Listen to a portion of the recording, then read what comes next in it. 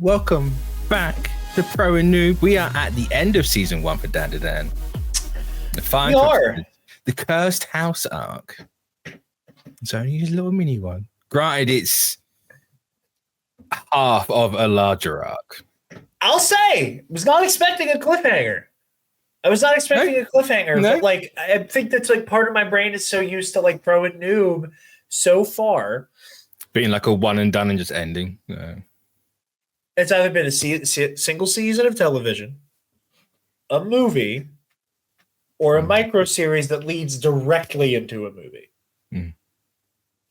So everything we've done, like, I don't know. I was expecting season 1 to like end on an arc and be like, okay, and like here's is part of why I think I said that on the first episode for this, where I've said it before anyway, definitely at least, but it's a core. It's not a season. Like, this is absolute. Season 1 and season 2 of this show are absolutely meant to be one. Like, the way this ends, it's like, yeah, this was absolutely what's coming up on like July 3rd or what's out now in cinemas is absolutely just the continuation. There's a part of me that kind of wants to try to go see the movie. If you want to go see the movie, you go see the movie. Are you going to see it? Is it showing in the UK? Because it is showing in the UK, but it's the first 3 episodes of season 2. Yeah, it's showing in the US too. Yeah, I know. I'm just saying, like, it's the first 3. It's like it's not actually anything different. So it's just the first 3. I just figured, let's go see the first 3 and do an episode of that. But I mean, we could try. Yeah. The only thing is, I don't know how long it's in for. It probably would be a lot easier if I could go see it, because I might not be here for the weekend season 2 starts. So it might be a week behind at that point, but we'll figure it out. We'll iron that. We'll iron it out there. Because I would really like to see it as a 3, but same. If I've got to do it week for week, that's fine. I also know, spoilers, it's not the end of the arc. They do cliffhanger that movie. I'm fine with that. I'm happy to know that going in. But no, I wasn't expecting a cliffhanger. Before we jump into this episode, if you dare act up, I'm going to edit and make you look so bad. I would like to address the class.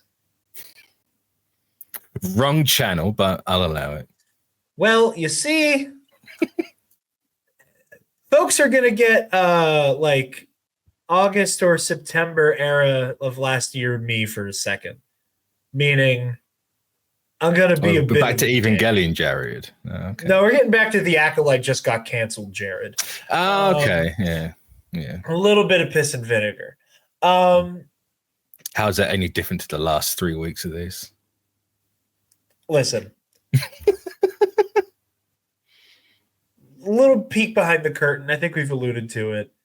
I've recently come into a lot of free time. So instead of this being a week-to-week recording session, almost all of our DanDaDan coverage has been done inside of a week. Yeah, it's like 10 days. Yeah. Yeah, like inside of a week and a half, we've covered the whole first season. Most of that coverage happening last week, like within days of each other. Like, so it's every day. Yeah. So there's like, I have not personally, like, how should I rephrase that? What you guys are seeing in terms of my progression and take on the show is not me watching an episode or 2 a week or a batch or 2 a week. It's me watching the whole season inside of a couple days. It is, yeah. And my opinion evolving in real time.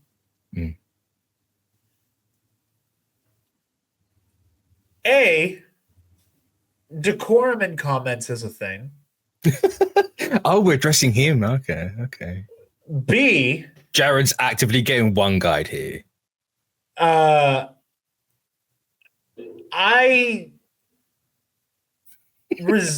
Okay.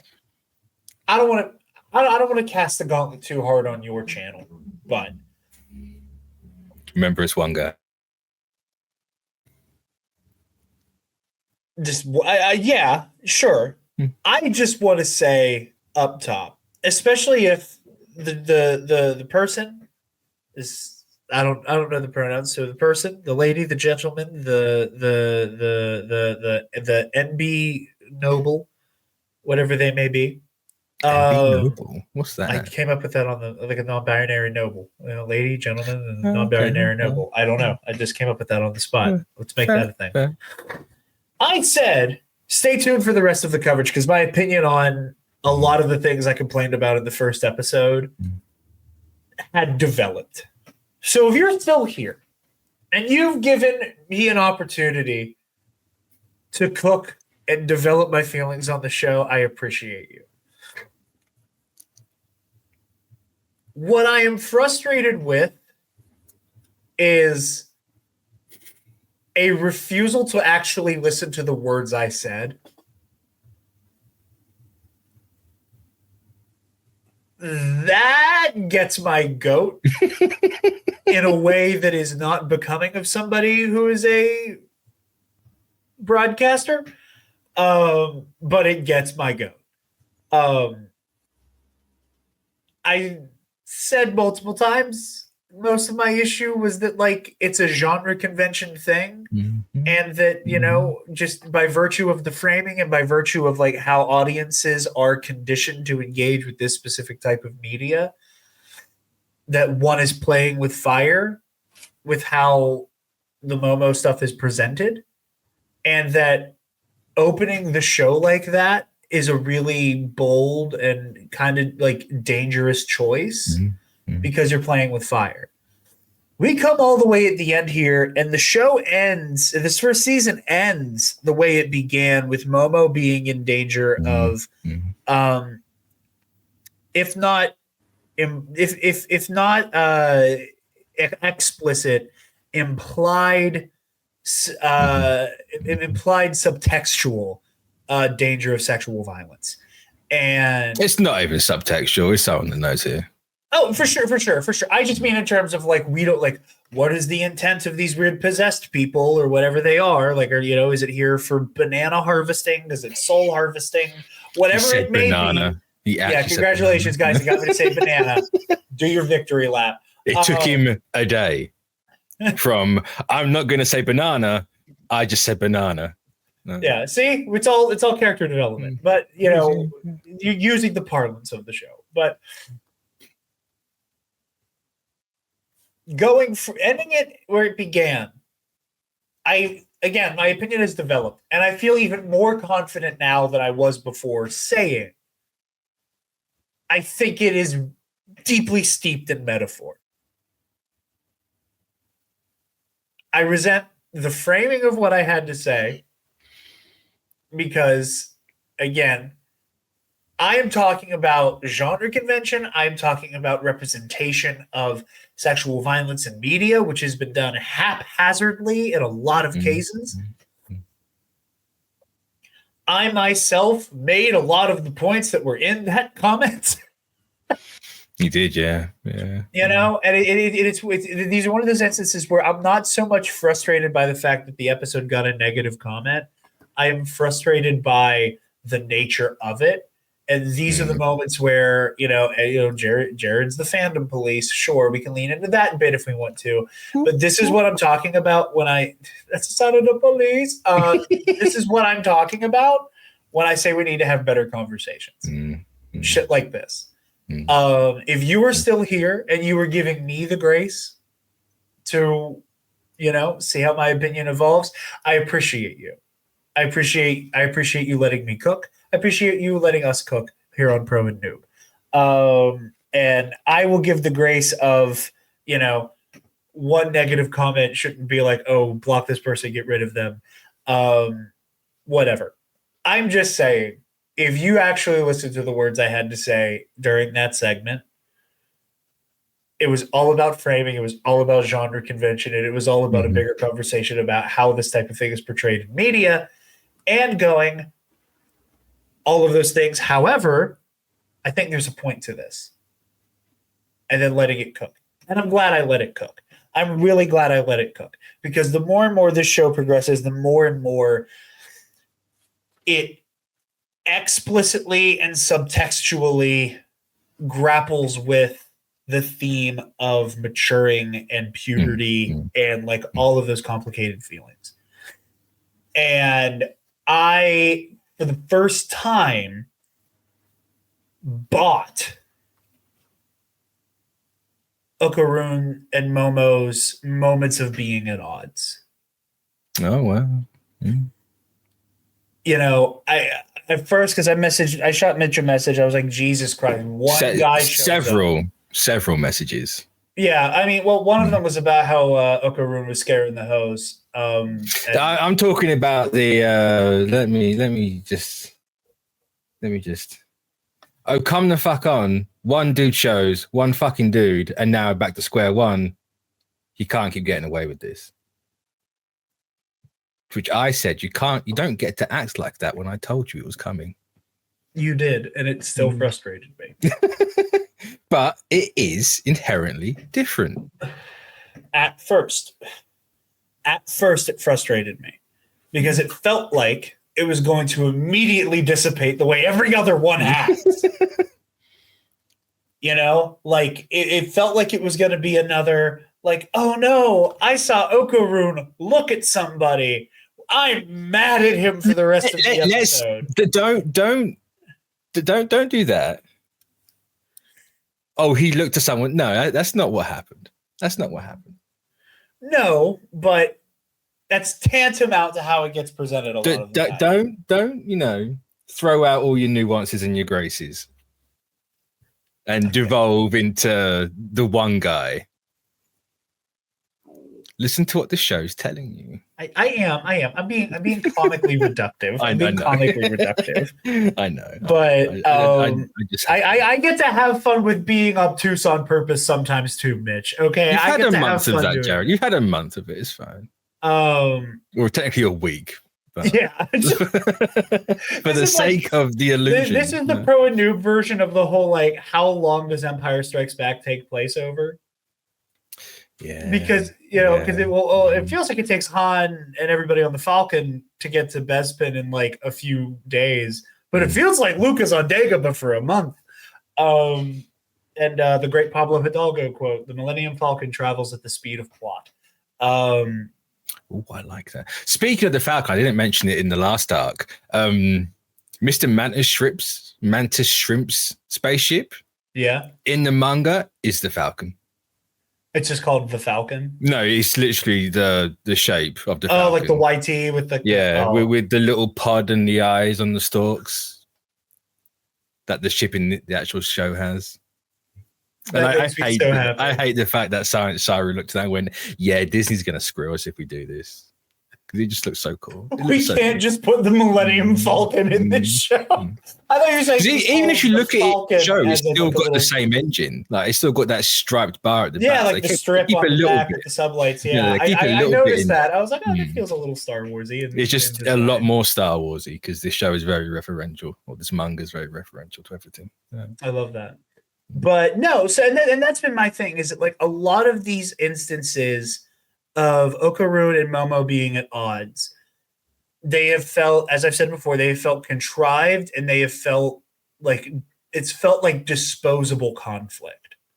It has felt like a spinning of the wheels, because I get the spinning of the wheels bit. I disagree with the disposable part. Well, it has just felt like every time they had to rise to the occasion, work together, there is something. Sure, but that's part of the, like, it's you can pull them apart, but they will always, they're like magnets, right? They're always gonna. Yeah. And I like that about them. It's just like the nature of it has just felt inauthentic to me. That's fine. You know, and the fact that it felt like it was happening almost every arc, every batch, there was something for them to be at odds over and bicker over, you know, and like... Should have got Jerry or Travis for this show, but it's fine. It's fine. I'm sorry. I'm sorry. This element has not worked for me. And part of it is that it's laden in trope. Part of it is that there's some stuff in there that I just find frustrating from a narrative perspective. I say all of that. I set all of that up to then say this conflict does feel authentic. This does feel genuine. It does not feel like we are putting in front of you an instance of them having something that pulls them apart for them to basically, the moment a fight starts, put it aside immediately and then get over it. That the whole Ira, him sitting on top of Ira thing, like it lasted longer than an episode, but but that felt worse because of it, because it was so contrived. That it was this hat on a hat of, she really likes Okaroon and she has her whole like savior complex and he's working out in the back, and then she tries to kiss him, and then they fall down and he lands on top of her, and then Momo sees it at the exact moment that he falls down. Like, whatever. This, at first I was like, okay, he's going to be jealous of this guy for 15 minutes. And then they get to school and he's being all loud and showboaty and frustrating, and she gets angry about it. And I'm like, okay, any minute now, she is either going to explicitly say to Ken, or Ken is going to figure out for himself that,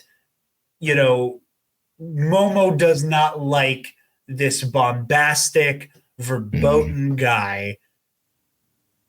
She likes him for those Ken Takakura, I'm just an awkward guy, I'm just this kind of like aloof dude, like that's what we're going to angle towards. And then that doesn't happen. And then it does not go that way. It just turns into Ken going back and forth between these feelings of like, I really shouldn't be feeling this way because this is deeply immature, but I can't stop feeling this way. And, and for the first time in one of these instances of profound jealousy and envy and, this back and forth, that these feelings are justified for the first time. Pardon my hiccups. Because we have Gigi. Yeah. Gigi? Okay. Because it's J-I, and I keep wanting to say Jai or Joji, because in my mind, like it shouldn't be Gigi. One of his actual proper names is Njoji. Njoji. Oh, so you're not far off. See, I can't remember exactly what it is, and I know he says it when he's being introduced to the class, but he does just call me Gigi. But Gigi does have feelings for Momo, and so now we're getting these two guys who are getting really weird over this girl that they both like, and both of them are trying to pull a rank on each other as to who deserves her more. And, like this feels so much more genuine. This feels so much more authentic than just these like flights of fancy that feel like they have caused the conflict up to this point. And this works for me really well. I think it's also I think it continues this meditation on like how a young man is taught to conceptualize romance. 100%, yeah. There's a sense of like both of them are grappling with this like sense of possessiveness and this sense of ownership. And Ken is the first one to draw blood in terms of how they're grappling with it. Not between them, but he's the first person to like score a point in terms of, wait a minute, I'm thinking about this all wrong. Yeah. When he has that moment where he goes, I can dunk on him with I kissed her. I can push the button and break. So what's the moment he actually realizes what he did there? Like what actually happened? Yeah, he realizes that, but then he also goes, I really should, because he mutters to himself something to the effect of, I really shouldn't say that. Yeah. Because not only am I using a moment of potentially contrived, but still like a contrived and accidental. It's the word of the like, season in it. Contrived. That and plot and genre convention. But like, it was this moment that, happened however it happened of intimacy of any kind with Momo. And he realizes he could use that as a weapon, but then he realizes that wasn't currency. Not only is that disrespectful to the moment, not only is it me being weird about Momo, it would also be incredibly disrespectful to her for me to use this as a weapon against this guy whom I've now come to realize I am in competition with. And that worked for me really well. I will say, as a moment of a little bit of vulnerability from your implacable co-host here, I have a bad habit of when I am feeling complicated emotions of over-intellectualizing them. I have a really bad habit of going, I feel this way, but do I feel this way or do I think I feel this way? And because I think I feel this way, am I performing feeling this way? Or is this a genuine emotion I'm feeling? And am I acting immaturely by feeling it? I do that to myself all the time.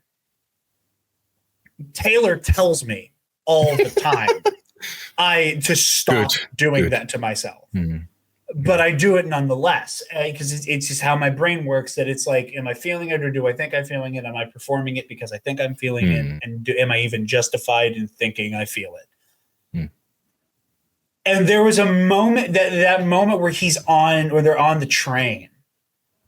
And he himself is like, this is so immature. There's so many more important things we have to focus on right now. I can't be acting like this. I got to get my head in the game. That moment of him chastising himself for feeling the way that he feels. That was a moment where I was like, as an adult, I struggle with doing that. And I remember as a teenager, how much I did that. I joke about it with friends from time to time about how when I was a kid, when I was a teenager, I was a hothead. I was a hothead. I was very I was well. You're getting the evolved version, okay? Which is slightly concerning, but where I was, very, very wrathful, very spiteful. I held grudges. I was, and a lot of that was because I was like, I think I'm feeling this, so I'm just going to be angry about it instead of engaging with it. And, a lot of those behaviors. And like, I couldn't tell you, I could not attempt to count the amount of times I worked myself up into a frenzy the way Okarun is. Because I just sat in it and melted in it, instead of voicing those feelings, like and again, not to get a little too real here, but just like, seeing actual human emotions in the heightened reality of anime. Right.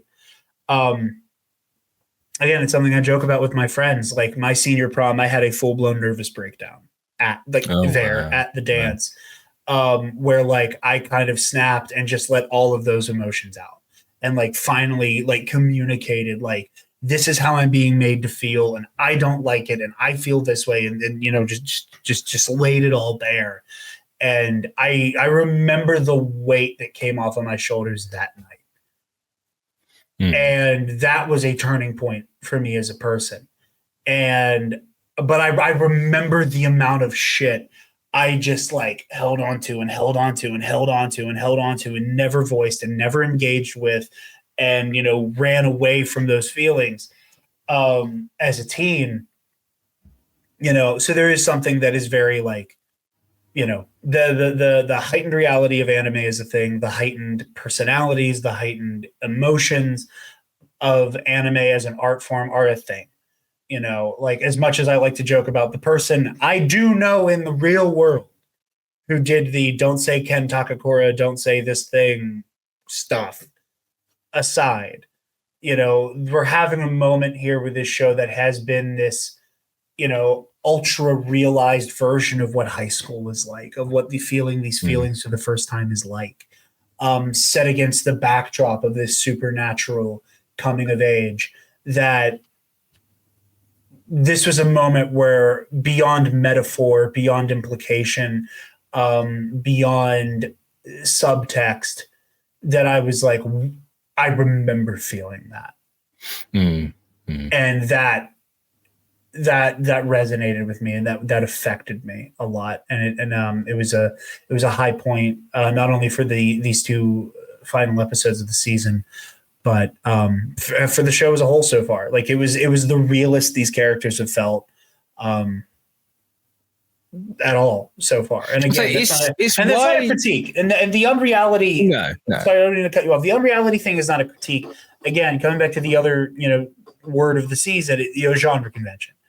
That, like, it is playing in that, like that's just part of the territory. In the same way that, like, I was talking. Should also be noted, because yes, anime does do it, but it's an animation staple. Of course, animation across the board, no matter where you are, who's doing is always a heightened. Just because there's a present. There's a flavor of the Japanese flavor of it that is very specific.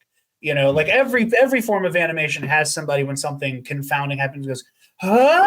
But like with anime, there's like this like hard smash cut, and it's like the eyes with no irises, and the sweat, and like the little like anger mark on the forehead, then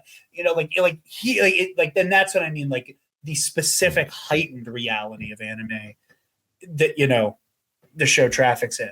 But yeah, I was gonna say I think a lot of the reason why this show works is you can take everything else in the vacuum, but when you boil it down, it is how Momo and Ken are written. They do feel like real people. They do. They do what real kids do, and that's why it's connected to people. Yeah, no, and they do. They absolutely do. Like I said, for me, a lot of it is the presentation. That like, it's also I've not. All this time, I've not spent that much time with anime, and most of the time I've spent with it has been it being presented to me with subgenres I already like, being shown Death Note under the guise of, you like psychological thrillers, you like supernatural stories, you particularly like supernatural psychological thrillers. Take this in. Stuff like, My Hero. You love coming of age stories. You love superhero stuff. You love the hero's journey. My Hero, from what I remember from, like 5, 6, 7 years ago when I watched the first couple seasons, is dripping in Campbell. Like, of course I'm going to love that. But like, I spent all my time with those going, oh, I really like these characters. I really like this story. What I'm struggling to get past is the like specific flavors of anime that I'm not accustomed to. And because I wasn't watching and like kind of conditioning myself for it at a young age, the way almost all of my friends have, I had to, I'm as an adult having to get past that being a given. The way other people do. And again, I never wanted to come across as,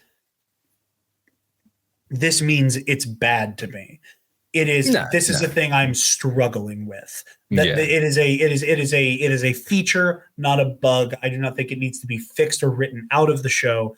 It is just something I personally struggle with as a hurdle to get past, to get to the amazing storytelling. We'll grind you down. Don't worry. I'm sure you will. We'll grind you down. Which is, in that response, ladies and gentlemen, is already far better than when I said that in Neon Genesis and he went, I don't want to. Just like, just over a year in and he's already, I'm sure I will. I'm sure I'll get used to it. There'll be a body pillow behind him in no time. But pillow. There will be. No. I have my highborn baby Jedi. blood. It's not highborn. I'm sorry. It is. It is.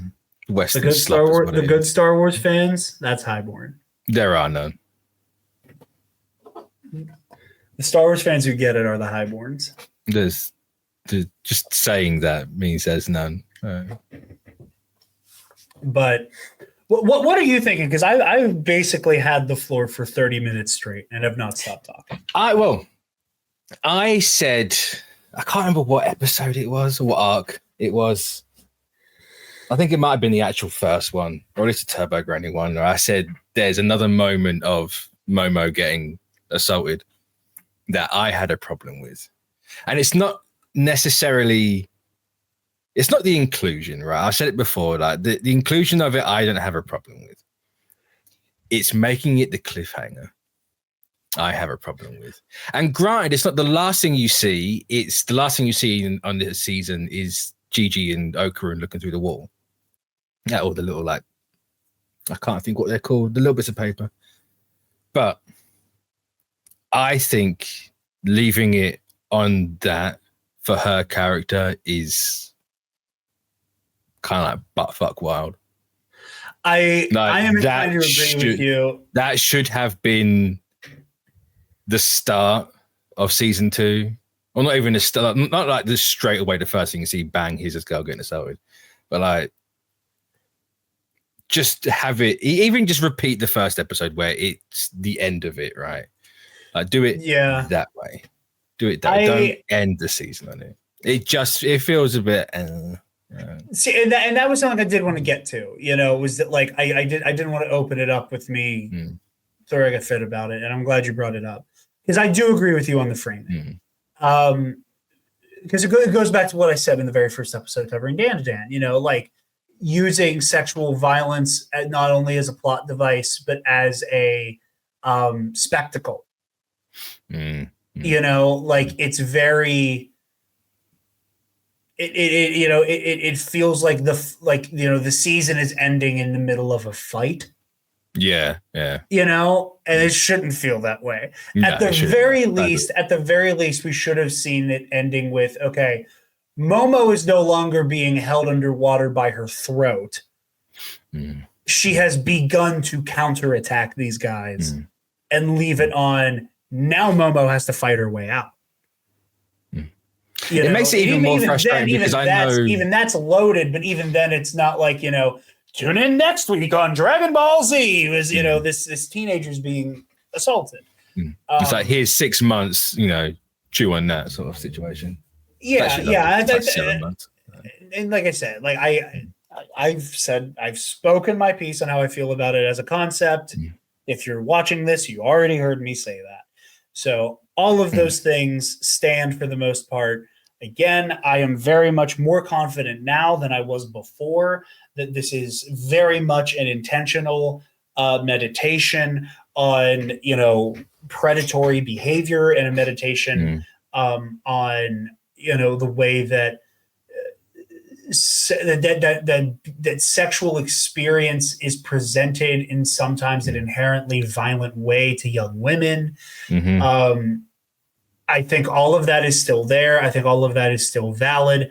That I think the show is going for a broader thematic conversation with that decision. This particular implementation of it as a cliffhanger is gauche and kind of gross. I love the fact that you brought gauche background. What? Well, gauche. That's what Okaran calls Momo when she's getting changed. Oh my God, you're right. I forgot that he used gauche. And I love using the word gauche. It's such a good word. It's such a good word. If DanDaDan will teach you anything, it's the meaning of gauche.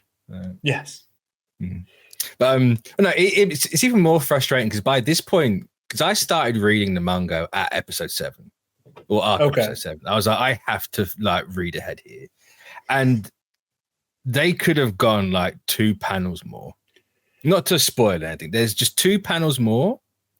Would have been fine. Absolutely fine.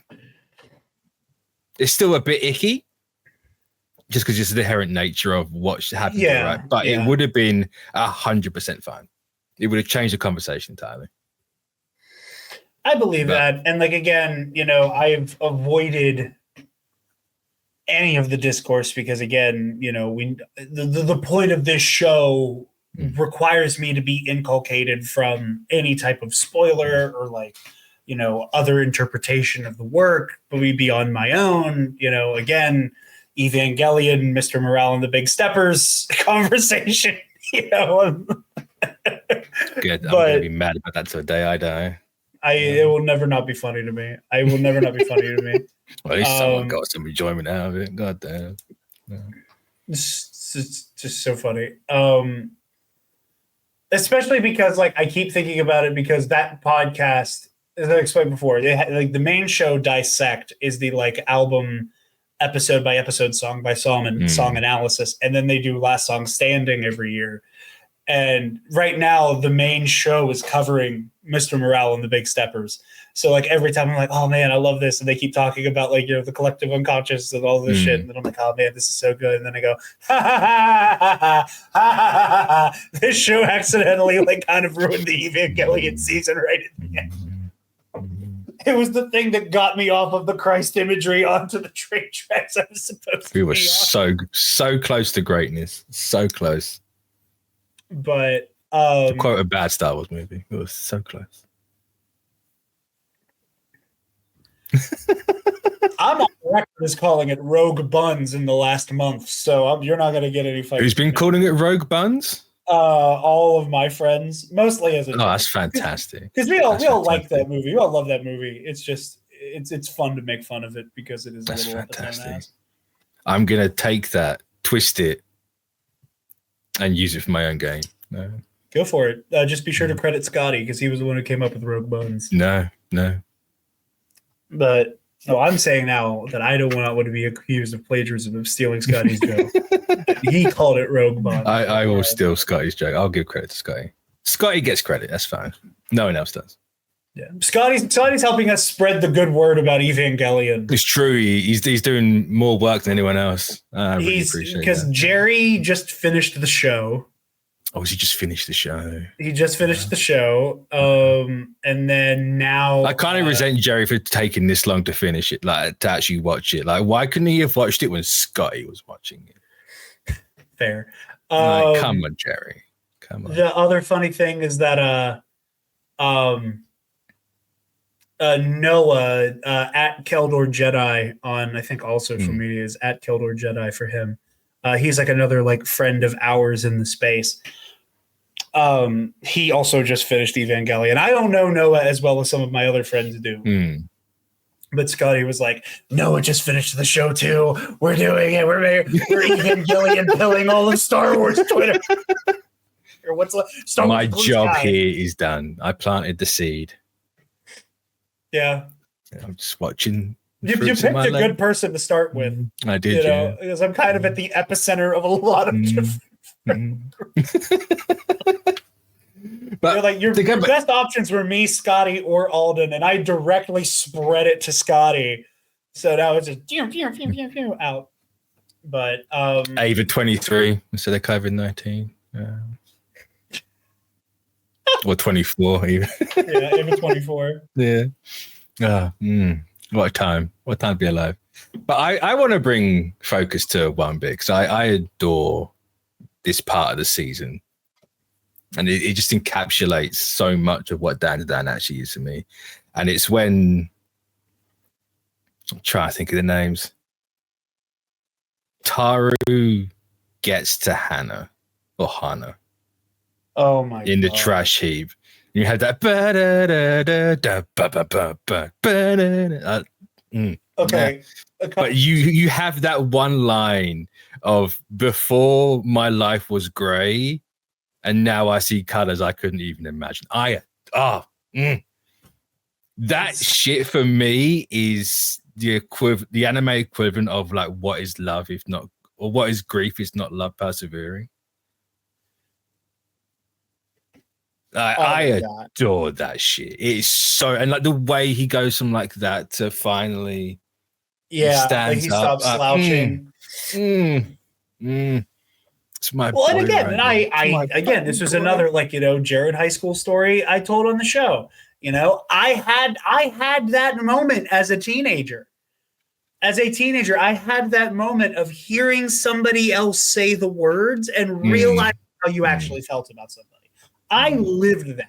Like that, again, that was another beat that I think could have fallen flat, could have been bound in chains by genre and bound by cliche, but it is played so straight and it is played so authentically and so genuinely and so earnestly that he's like, oh my God, I'm 16 and I don't have the words to say what this sentient fucking biology class mannequin could say for me. And which only DanDaDan could get away with that. Only the show. This show does not give a fuck. And that's why it works. No, dude, but I say that all the time about everything. The moment you stop trying to lampshade and the moment you stop running from the not necessarily source material, because that's its own specific conversation about superhero media, but the moment you stop running away from and being embarrassed by hokiness, you unlock so many new powers. I just got done watching the first 2 seasons of Light and Magic, the documentary about ILM. I need to see second season still. Yeah, I mean, there's only 3 episodes. I take off my headphones to fix my hat, so if you speak, I can't hear you. But there's only 3 episodes in season 2, but it's really good. But in there, in a lot of the conversations about Jar Jar, they talk about George having these conversations with all the ILM people, now with Jar Jar, but before with the Ewoks, and before that with 3PO and R2, of dare to be dopey. Dare to be cute. Dare to be hokey. Be bold enough to be cute and hokey and dopey. Yeah. Because that requires a level of courage to make those decisions.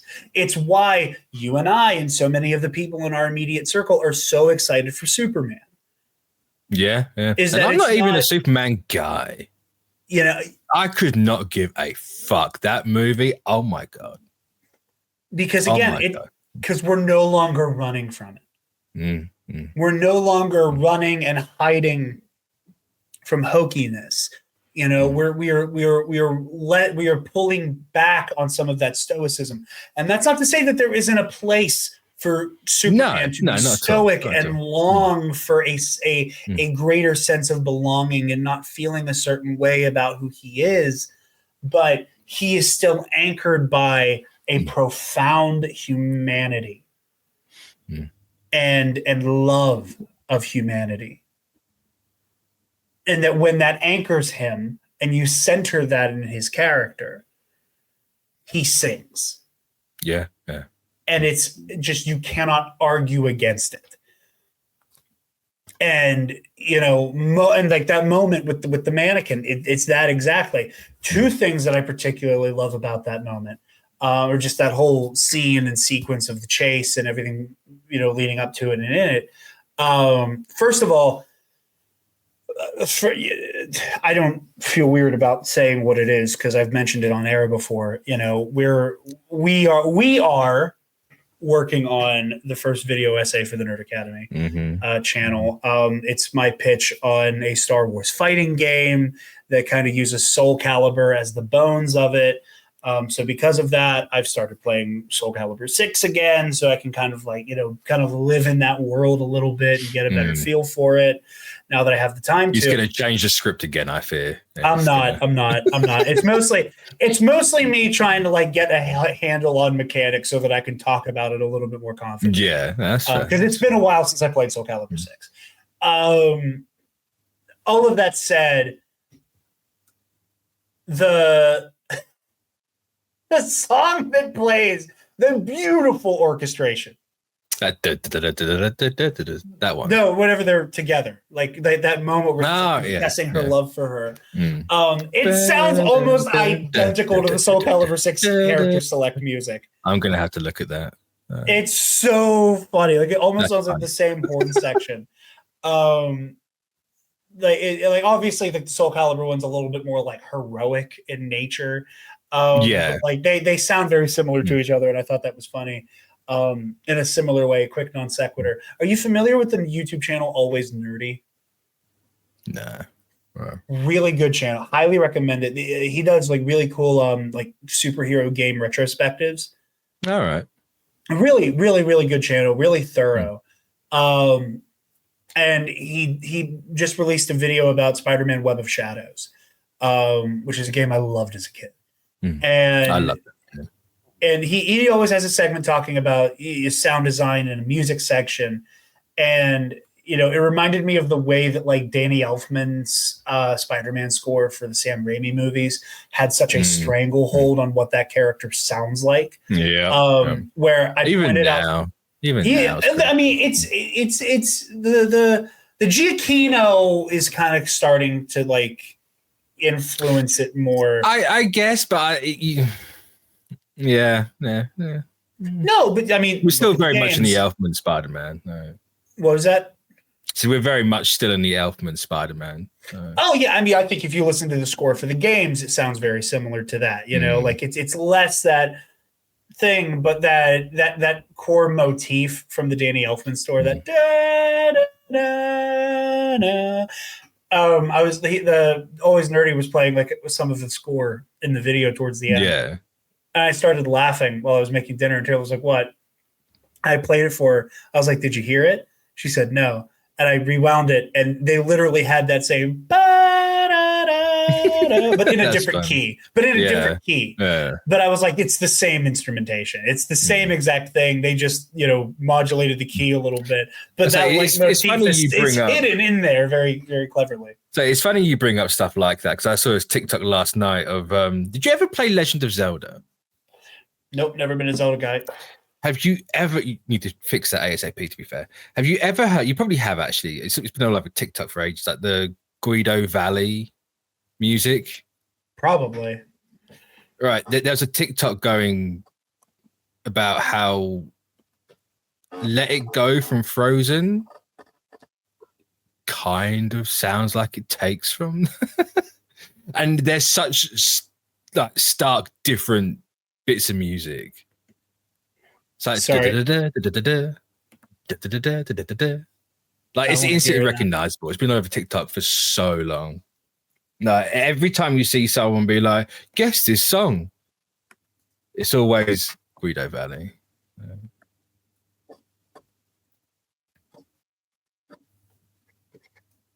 And so it very much uses a similar key to Let It Go. It's the string part.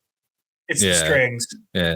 There's one bit where Guido Valley has 3 notes and Let It Go has 4, but there's another part where it's the same like 3 notes, but they just added that 4th in there and vice versa. It's oh my God, I can't hear that anymore. At first I got distracted by this crazy fucking flamenco part that it's so good. That's incredible. The other thing with the mannequin scene, that I love. R.I.P. the animators when he goes punk, thunk. Oh yeah. R.I.P. That must have been painful. I loved how fucking funny it was. Like there is, you know, I am not above loud equaling funny sometimes. Yeah. You know, and it's hard to quantify. It's hard to say when it works and when it doesn't, and why it does and why it doesn't. But there are some times where just loud is fucking funny, and just get out of my way! Get out of my way! Just like it's so like I was dying. That is the hardest, Mitch. I think that's the hardest I've laughed watching something for Pro and Noob. I was fucking in stitches, and it's just like, and it's the way it's framed and shot too, because it's just this full, just the way it's legged, and then they'll put the camera right here in front of his face, and because he's like an anatomy mannequin, like there's no emotion, literal thing, just like it felt like a Tim Robinson sketch. Like, yeah. Like, I don't. There was something just. I think you should leave about it. That just so funny, so fucking funny. it's just so aggro, and it was just wonderful. If one other thing, I think before we wind down for season 1, I do want to talk about Gigi. Sure. Fun fact: I hate Gigi right now. What's that? I just hate early Gigi. No, he annoys the fuck out of me. Okay, so here's something. I had a tiny little bit because it was really funny, right? When the show was airing, you had the manga readers going, everyone's going to hate Ira. And then people are going to instantly get whiplash and turn around on Ira. It's exactly what happened. I didn't have that, but I had that for Gigi. And I was like, fuck this guy, he does my head in. No. How dare he get in the way? I had that little like teenage girl moment of get the fuck away from these two, like fuck off. That's so funny. I kind of immediately glommed onto Gigi. That really surprises me. And I can tell you why. I think he like, and I don't know, maybe it's because RPG stuff has just like dominated my life for almost the entire 2025 calendar year. And then before that, because of Ionized Bastards, that my brain, I'm just now realizing that by the time this episode comes out, Bastards might be over. Oh. This might be out on the 3rd of July. It might be out. I think we're a week behind to actually. If we, with the start. assuming recording schedules don't get absolutely ass ended, hopefully Bastards is over before this episode comes out. At the time of recording, we're working on scheduling what will be the final battle. It's crazy. It's about to get ugly. But still hoping Jarod dies. Sorry, Fabian Martel dies. No, fingers crossed. That Freudian slip is doing a lot of heavy lifting there, Mitch. It's the same, but it's different. Yeah. He'll go out like a hero if he does. But no, he won't. No, I'm calling it now. It'll be the most Jarod thing imaginable. Listen, I already almost died that way in season 2. I already dealt with Might be even more Jarod. Is the Taylor point. loves making me explain to people my rationale during the moment I almost died and why I made the decisions I made. And they made sense in the moment. Either way. Because you're you. There's no logic or emotional reason behind it. It's just Jarod. It was also, I say that with nothing but love. It was also Fabian, though. It was like how he would. Yeah, but Fabian is Jarod. Let's be honest. There are a lot of differences between Fabian Martel and Jarod Bachman. Sure, but he's still Jarod. Either way. At the core. His aura is Jarod. Momo will reach out and be like, yeah, this motherfucker's Jarod. Absolutely damning. His aura is this like multicolored technicolor fucking whatever. But no, I like Gigi a lot because like I said with the RPG thing, party composition is something has been on the mind for me. Yeah. And I've been having fun with kind of like intellectualizing like, the people and the things I watch as like, D&D classes. Like Taylor and I, anytime she and I are watching wrestling, she and I immediately start doing that. We're like, well, if you think about it, this person's kind of this subclass of this, like, and doing all of that stuff. And most of it is an exercise. I'm trying to burp, but that's funny. No, that's funny. Because a lot of it is also the fun of like, don't call every single wrestler a barbarian or a fighter challenge, like shit like that. But all of that to say, I'm sitting here and if Ira is a paladin of some sort. That's so interesting. Like I see it. That's really, I never would have said it, but I can see it. That's really interesting. Now, granted, I will say up top, you can very easily immediately make the argument that almost all of them are warlocks because they have some type of patron from which they get their powers. But in the same way, don't call every wrestler a barbarian or a fighter. Let's not make all of the people who have like demon spirits inside of them warlocks for the sake of argument. Yokai, please. Yokai, sure. You know, but like Ira has this paladin quality to her, you know. Momo and Okarun are like, you know, they're an interesting place. You know, I think there's a wizard / sorcerer edge to Momo, you know, where it's like, you know, it's about learning about the things. I would explicitly call Okarun a warlock.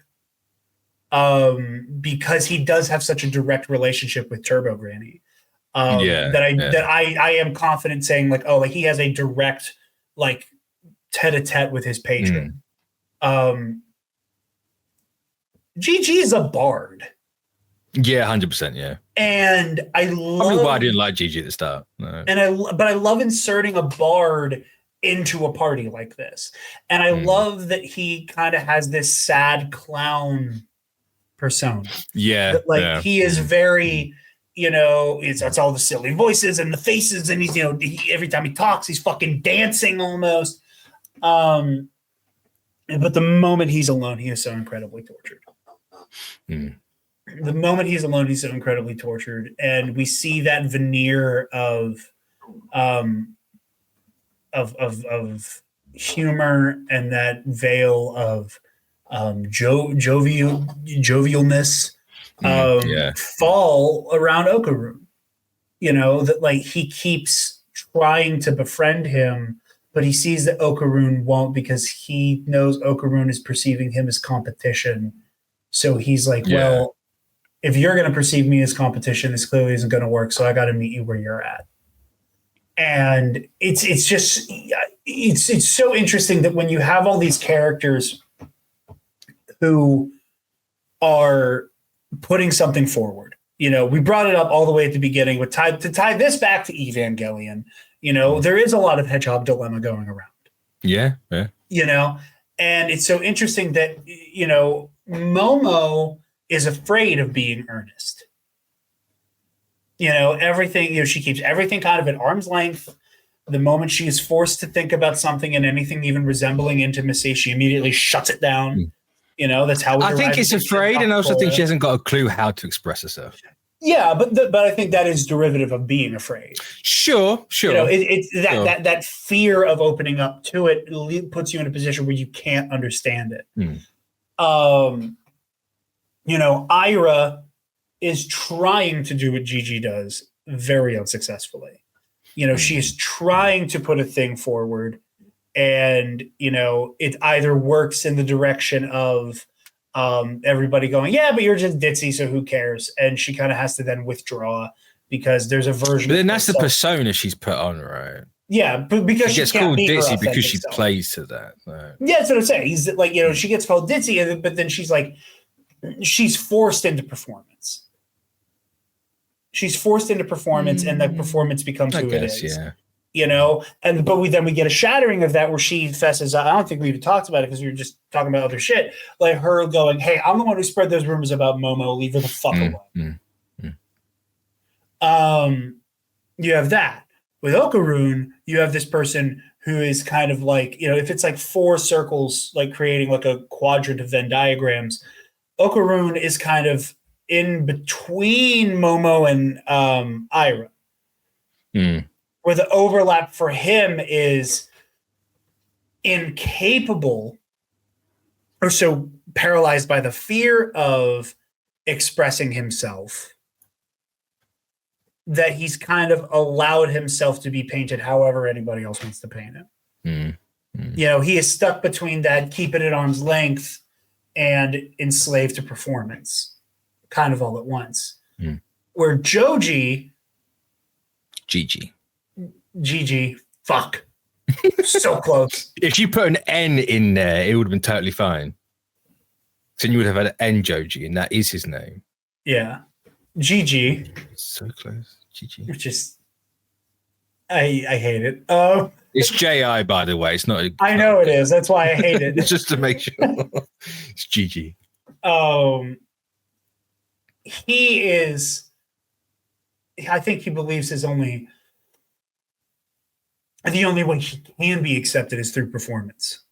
You know, in a way that like Ira will only get admiration through performance, but she's like, oh, if I let that go, I don't know how they'll react to me, but I'm willing to chance it. Joji's like, no, Gigi, motherfucker. Gigi will stop. Don't laugh at me. No, it's making me laugh because there's a guy on TikTok. I think it's I want to say it's a dad and his daughter. Like it's Weeb MD on Twitter, on TikTok, right? And he's really fucking smart, right? And he's going through Evangelion for the first time right now, and he can't remember Shinji's name, so he's taken to calling him Atari instead of Ikari. So every time he says Atari, you just get like a little Atari bloop in the background. It's just so funny. That's really funny. He remembers everyone else's name, can't remember Ikari. In the same way I couldn't remember Gendo Ikari, so I just spent most of our coverage calling him Commander Fuckface. Or Glasses. It just reminds me of that. It's just so funny. It's just so funny. But, you know, where I think he's like, oh, like I have nothing if I'm not performing this because what is beneath this is an oppressive level of sadness. It's all very teenager as well. It is. It's all very different facets of the teenager experience. Like obviously through the heightened reality, blown up by, and then blown up on top of that by the supernatural stakes and setting. Now, I have a question for you. I've been going backwards and forwards on this to whether we actually do or not. But I'm going to leave it up to you. Do you want to see the trailer for season 2? Or at least for the movie? Yes, I do. Yeah, you do? Right. I have enough context now that it will be meaningful enough for it to not be confusing, but give me enough context to prepare. All right, we paused while you were looking stuff up. What were you saying? What was my other choice? Right, you have a second choice. Do you want the one that has the new intro in it? Or do you want the one... intro? It's anime. It changes every time. I know it does. I don't want one new one. No one does. It's my personal opinion. It's still a banger. It slaps. It slaps for completely different reasons to why Otanoke does. Okay. I'll do both. You want both? I'll do both. We'll do both. Right. So I'm just going to double check. Yeah, this is 4 weeks ago. Yeah. Is that actually in English? I'm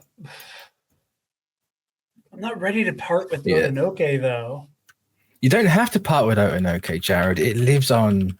I know that it lives on, but there's something so special about starting the episode and then, you know, getting that really long cold open. And then right, there's your first one. Okay, there's my first one. Do you want me to screen share?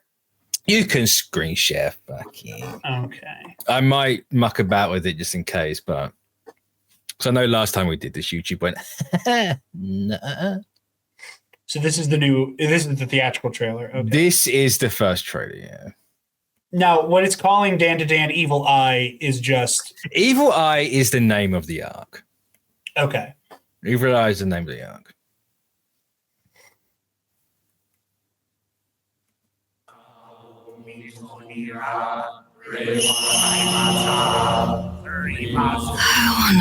I'm already so in. The chanting already makes this feel like it's already it feels culty. It's already Let me tell you right now, despite DanDaDan being at 197 chapters, as time of recording this, so don't come for me in the comments, Evil Eye is one of their best arcs. It feels culty. Evil Eye is where shit changes and they just go fucking crazy with everything. It feels culty and I'm into it. Damn. Gigi? For us, You showed up in time. Festival begin.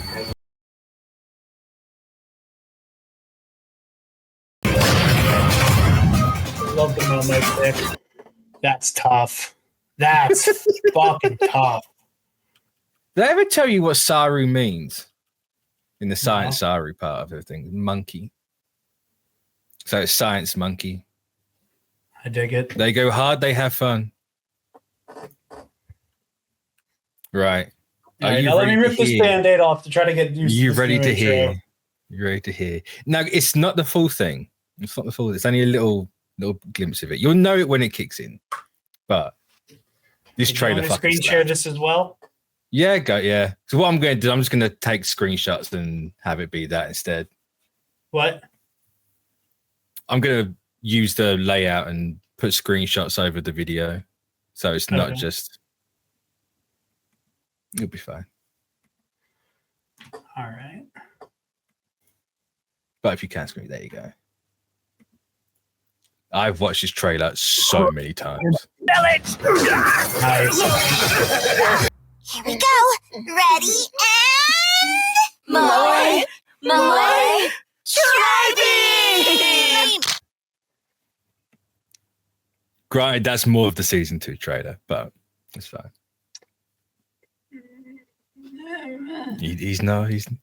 That's everyone's first reaction. Everyone hated that.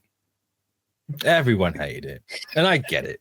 The trailer's great. It's just that's a tough act to follow. It's a very tough act to follow. And I mean, again, for me personally, finally getting a little bit of hip hop in there, it's hard for me to go back to the like what you normally expect, kind of that like Japanese bubblegum pop type sound. Like, Oh, that's no. What? No. Calling it bubblegum, no. bubblegum pop. Like Yeah, no. they're very like sweet, like like Mm. Not a fan of that one. Not a fan. either way. Yeah. Like I said, we'll see. There is a full version of it on YouTube if you want to listen to it. They do carry over a specific thing from Otanoke in this. And I get the sense that every DanDaDan opening is going to have that in it. You can I kind assume of it's guess what it is. going DanDaDan, DanDaDan, DanDaDan, DanDaDan. Not There's quite like that, but it's... some approximation of it. Okay. Do you know what I'm going to do? What What are you gonna do? I know the end. Is it this? DanDaDan. On the way, that's the one. On the way. You know what, Jarod? You haven't got to listen to it now because it is like 4 minutes long, but you can get the full sense after the show. But that's going to bring an end to season 1 for DanDaDan. We will be back. We did it. We did DanDaDan. DanDaGang, raise up. Come on. Got season 2 very soon. We might not make it for the first episode. We might make the movie. I don't know. We'll see. I try. I will see how that goes. I make no promises in the slightest. But we'll be back for season 2 regardless anyway. We'll be week to week for obvious reasons. Yeah. So go follow Jarod on the Nerd Academy. Like, comment, subscribe right here. I'm not picking my nose, I promise. I have an itch right on the edge of my nostril. Oh, Jesus Christ. And we're back next time. So, bye-bye. Find your balls.